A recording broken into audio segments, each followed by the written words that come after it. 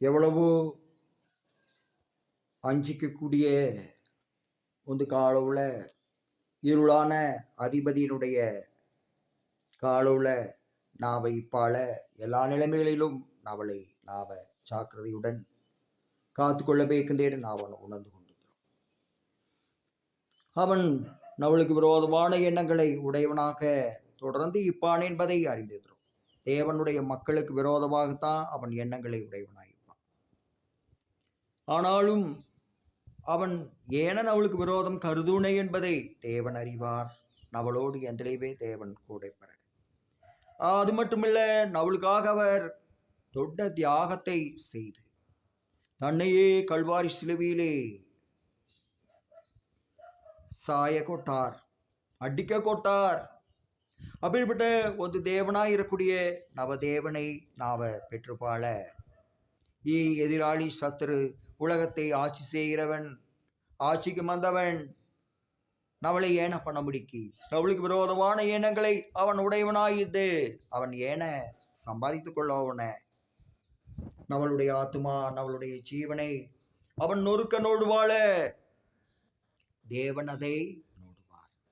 தேவன் அவளை பாதுகாப்பார் என்ற நம்பிக்கையில் நாம எந்திரை வேற்றோம்.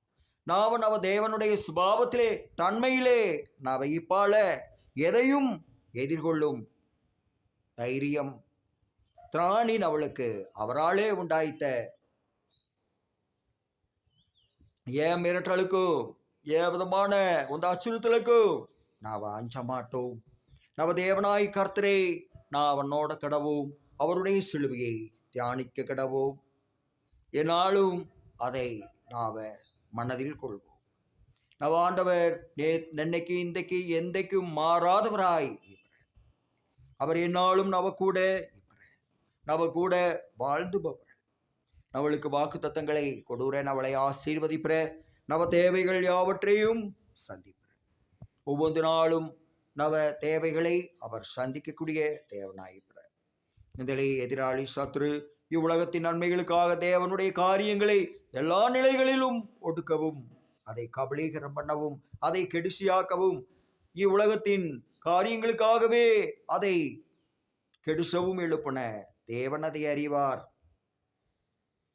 தேவனுக்கு முன்பாக நாம உள்ளுக்கும் ஊடுக்கும் தான் ஒப்பாயிற்றோம். ஆனாலும் இவ்வுலகத்தில் உள்ள அதிகாரங்களை நாம் எதிர்க்க தேவையில்லை என்றுதான் நாம் நினைக்கிறோம். ஆனா ஈநாட்டில் மாதிரி இல்லை, நாம எதிர்த்தாக பேக்கு. இது ஒரு கிறிஸ்தவனா